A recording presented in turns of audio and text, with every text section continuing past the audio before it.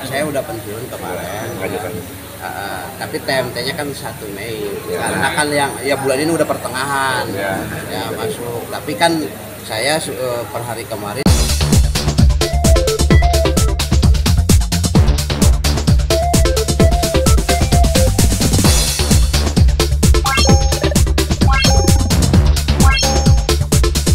Ratusan massa pendukung Haji Dadang Solihat Dadang Okta, siang tadi ikut mengantar ke kantor Dewan Pimpinan Cabang, DPC PDI Perjuangan di Desa Cibenda Kecamatan Parigi, Jumat tanggal 19 April tahun 2024. Mereka ingin menyaksikan langsung pendaftaran bakal calon, balon, bupati dan wakil bupati Kabupaten Pangandaran. Dalam arak-arakan pengiring Dadang Solihat, terlihat satu mobil truk Fuso yang dihiasi full sound system dan alunan musik degung khas Sunda. Titik kumpul keberangkatan di lokasi alun-alun Parigi dengan jarak sekitar 13 km untuk perjalanan menuju kantor DPC PDI Perjuangan di Cibenda. Usai melakukan pendaftaran yang diterima langsung Ketua DPC PDI Perjuangan Kabupaten Pangandaran, Dadang Solihat kepada sejumlah awak media mengatakan, pencalonan dirinya tentu merupakan wujud kepedulian serta ingin ikut memajukan Kabupaten Pangandaran.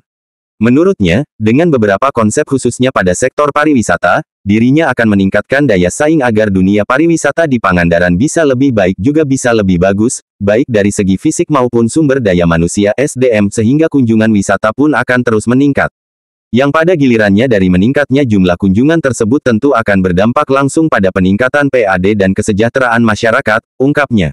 Di soal ia yang saat ini masih menjadi aparatur sipil negara ASN, Dadang mengatakan bahwa dirinya saat ini sudah tidak menjadi ASN lagi setelah dirinya mengajukan permohonan pensiun dini.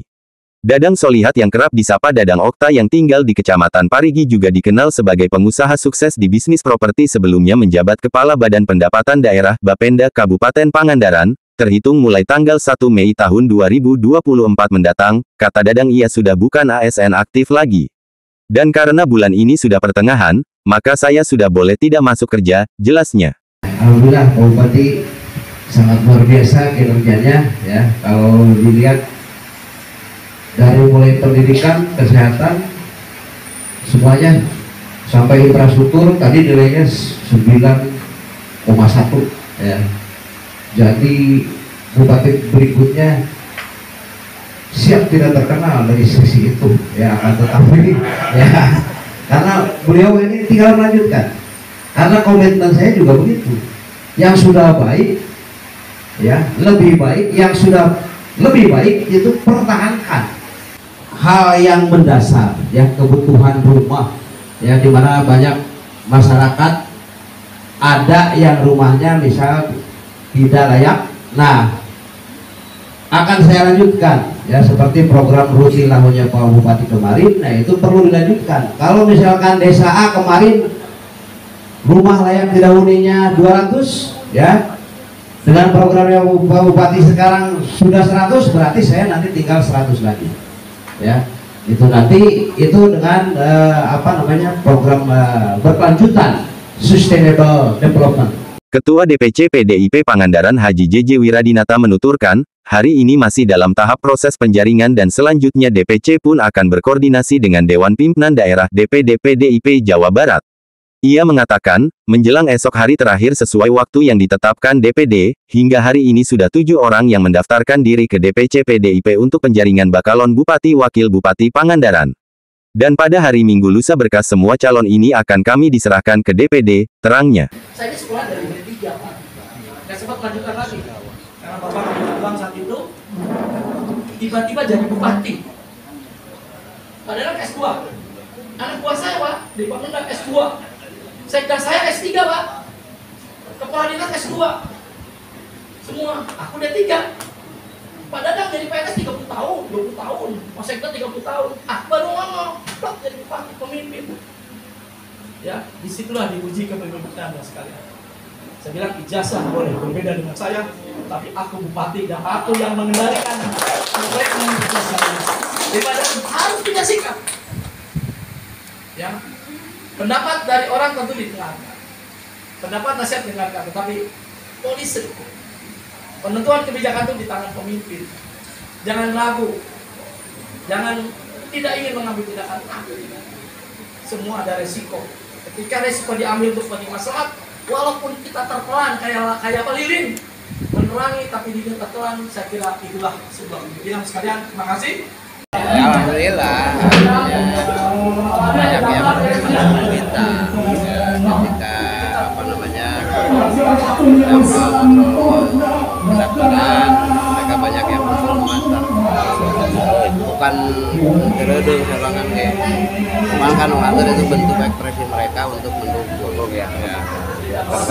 Konsep panganan sejahtera itu yang namanya kesejahteraan itu kan udah apa ya, dari mulai presidium dulu kan yang dititipkan oleh presidium untuk Pak Bupati. Saya juga pernah baca di literatur yang dititipkan itu kan kesejahteraan kemakmuran rakyat, itu alat ukur kesejahteraan itu ya termasuk tadi indeks apa kemiskinan, indeks daripada pertumbuhan ekonomi. Jadi kesejahteraan yang namanya sejahtera itu tidak kurang suatu apapun, atau mereka itu berkecukupan, rakyat atau masyarakat itu berkecukupan, mau itu nelayan, mau itu petani, mau itu pedagang, mau itu PNS, mau itu buruh ya, karena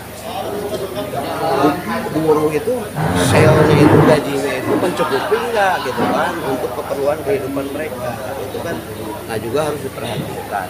Jadi artinya semua elemen yang ada di masyarakat itu semuanya ya merasa apa namanya cukup.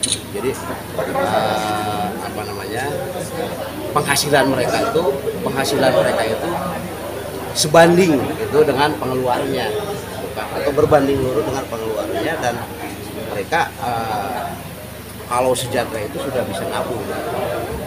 Ya konsep pariwisata itu sendiri kan kita kan kabupaten pariwisata, artinya harus jago, harus berdaya saing ya, karena berdaya saing di sini adalah bagaimana pariwisata di Pangandaran ini bisa lebih baik, bisa lebih bagus ya, terkait daripada baik dari sisi fisiknya, kemudian SDM-nya itu kan apa namanya terus harus ditingkatkan ya, supaya apa, Pangandaran ini lebih banyak kunjungan ya. Kalau lebih banyak kunjungan otomatis itu akan berdampak kepada PAD juga ya. Kalau banyak kunjungan sekarang misalkan tahun ini nyampe 4.000 ya, tahun depan ke depan terus harus bisa 5.000, 6.000, 7.000 berkembang ya. Itu dengan sendirinya nanti akan apa namanya menambah PAD Kabupaten Pangandaran dan akan lebih berdampak kepada masyarakat.